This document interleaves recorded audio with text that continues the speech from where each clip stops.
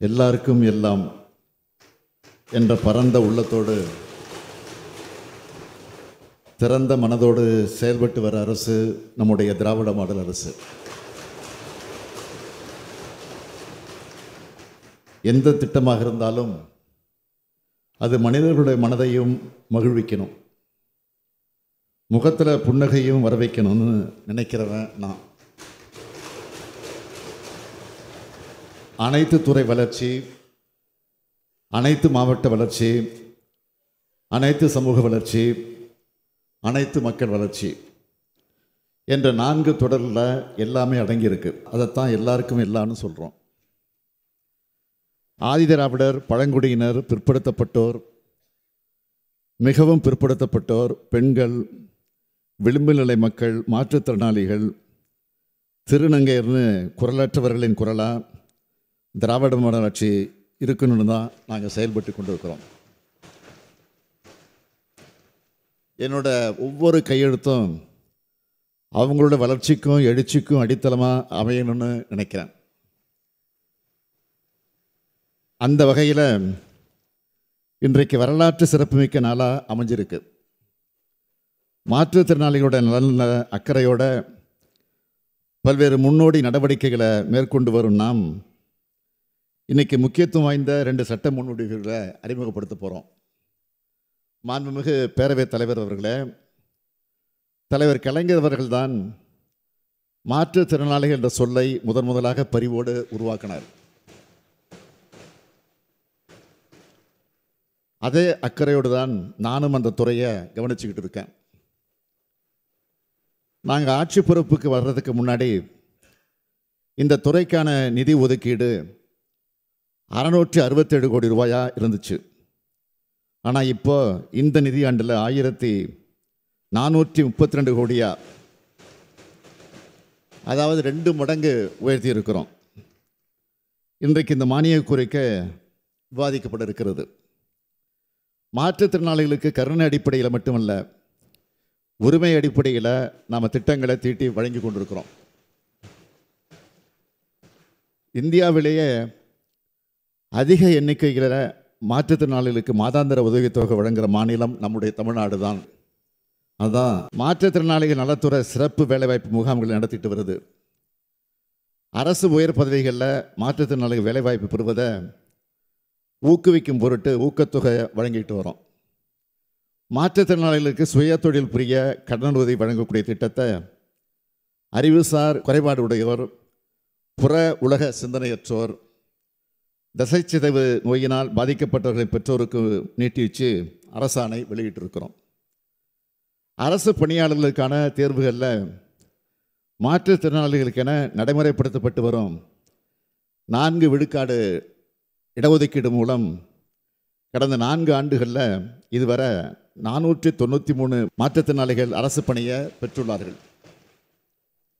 இதேபோல் மாற்றுத்திறனாளிகளை பணியமர்த்துறத தனியார் துறைகளை ஊக்குவிக்கிறதுக்காக தனியார் நிறுவனங்கள் ஒவ்வொன்றும் குறைந்தது 10 மாற்றுத்திறனாளிகளை பணியமர்த்தி இருந்தால் அத்தகைய நிறுவனங்களுக்கு மாதந்தோறும் ஒரு நபருக்கு 2000 ரூபாய் வீதம் ஊதிய மானியத்தை ஒரு ஆண்டுக்கு அரசு வழங்கும்னு அறிவிச்சிருக்கிறோம். மாற்றுத்திறனாளிகளுக்கு உதவும் நவீன கருவிகள் வழங்கும் திட்டம் 125 கோடி ரூபாய் செலவில் செயல்படுத்தப்படும்னு அறிவிச்சிருக்கிறோம். மாற்றுத்திறனாளிகள் மெரினா மற்றும் பெசன்ட் நகர் கடற்கரைகளில் கடலுக்கு அருகில் சென்று கடலை கண்டு ரசிக்க சிறப்பு மரப்பாதையை உருவாக்கி இருக்கிறோம். இதுக்கெல்லாம் மகுடம் வைப்பது போல மாற்றுத்திறனாளிகளின் குரல் உள்ளாட்சி அமைப்புகளில் ஒலிக்கணும். கடந்த பிப்ரவரி 27ஆம் நாள் குளத்தூரில் நடைபெற்ற தஞ்சை பெரியார் அரசு பல்நோக்கு மருத்துவமனை திறப்பு விழாவில் இதை நான் அறிவித்தேன். அடுத்த நாளே என் வீட்டுக்கு வந்த பேராசிரியர் தீபக்நாதன் தலைமையில் மாற்றுத்திறனாளி தோழர்கள் எனக்கு நன்றியும் பிறந்தநாள் வாழ்த்துக்களும் தெரிவித்தாங்க. 12,000 மாற்றுத்திறனாளிகளுக்கு இதனால் உள்ளாட்சி அமைப்புகளில் வாய்ப்பு கிடைக்கும். கடைகோடையில் இருக்கக்கூடிய மாற்றுத்திறனாளிகளுக்கும் அவங்க வாழ்கிற ஊர்லேயே இதனால் மரியாதை கிடைக்கும். என்னை சந்திக்க வந்தவங்க தீபக் சொன்னார், இந்த 4 ஆண்டு திராவிட மாடல் ஆட்சி சாதனைகள்லேயே இதுதான் டாப் அப்படின்னு நிகழ்ச்சியோடு பேசினாங்க.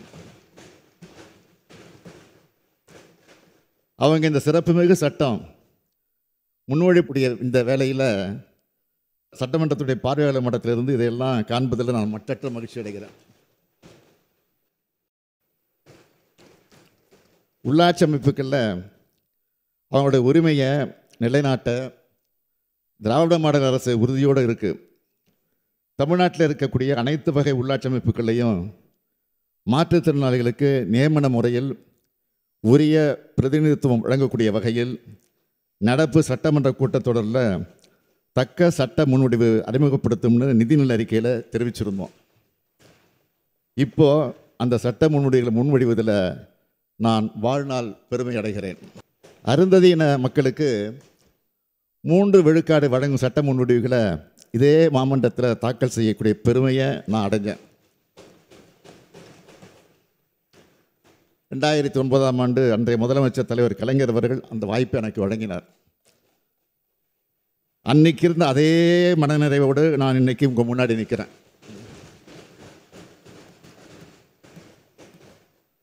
நகராட்சி நிர்வாகம் மற்றும் ஊரக வளர்ச்சித்துறை ஆகிய துறைகளுடைய சார்பாக இந்த 2 சட்ட முன்வடிவுகள் அறிமுகப்படுத்தப்பட உள்ளன. தமிழ்நாட்டில் இருக்க அனைத்து உள்ளாட்சி அமைப்புகளையும், அதாவது கிராம ஊராட்சி, ஊராட்சி ஒன்றியங்கள், பேரூராட்சி, நகராட்சி மற்றும் மாநகராட்சிகளில் மாற்றுத்திறனாளிகள் நேரடியாக தேர்தலில் போட்டியிடாமல் நியமன முறையில் உறுப்பினராகப்படுவாங்க. இது மூலமாக உள்ளாட்சி அமைப்புகளில் மாற்றுத்திறனாளிகளோட பிரதிநிதித்துவம் உறுதி செய்யப்பட்டு அவர்கள் தங்களுக்கான வாய்ப்புகளையும் சிறப்புரிமைகளையும் சமமாக பெறுவதற்கு இந்த சட்ட முன்வடிவுகள் வழிவகுக்கும். இது எல்லாருக்கும் எல்லான்னு இந்த அரசு தொடர்ந்து வலியுறுத்துகிற சமூக நீதி அடைகிறதுக்கான மற்றும் ஒரு முன்னெடுப்பு. இதனை நடைமுறைப்படுத்துவதற்காக தமிழ்நாடு ஊராட்சிகள் சட்டம் 1994, தமிழ்நாடு நகர்ப்புற ஊராட்சிகள் சட்டம் 1998 ஆகியவற்றில் திருத்தங்கள் முன்மொழிந்து சம்பந்தப்பட்ட துறைகள் மூலம் இந்த அவைக்கு வழங்குகிறேன்.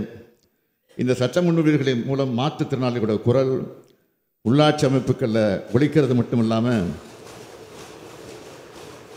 அவர்கள் உள்ளாட்சி நிர்வாகத்தை வழிநடத்துகிற வல்லமை பெற்றவர்களாக திகழ்வாங்க.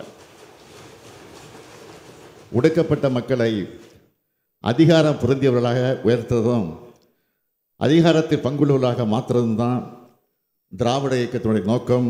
அந்த அடிப்படையை கொண்டது தான் இந்த சட்டம் என்பதை தெரிவித்து கொண்டு இந்த சட்ட திருத்தத்தினால் விளையப்போகும் பலன் பற்றி ஒரு விவரத்தை குறிப்பிட விரும்புகிறேன். தற்போது நகர்ப்புற உள்ளாட்சிகளில் தேர்ந்தெடுக்கப்பட்ட உறுப்பினர்களில் 35 பேர் மட்டுமே மாற்றுத்திறனாளிகள் ஆவார்கள். ஆனால் இந்த சட்டம் நிறைவேற்றப்பட்ட பிறகு சுமார் 650 மாற்றுத்திறனாளிகள் நகர்ப்புற உள்ளாட்சிகளிலும் 650 மாற்றுத்திறனாளிகள் நகர்ப்புற உள்ளாட்சிகளிலும் 12,913 மாற்றுத்திறனாளிகள் கிராம பஞ்சாயத்துகளிலும் 388 மாற்றுத்திறனாளிகள் ஊராட்சி ஒன்றியங்களிலும் மாவட்ட ஊராட்சிகளில் 37 மாற்றுத்திறனாளிகளும் நியமனம் செய்யப்படுவார்கள். அவர்களது குரல் அந்த உள்ளாட்சி அமைப்புகளில் எல்லாம் எதிரொலிக்கும்.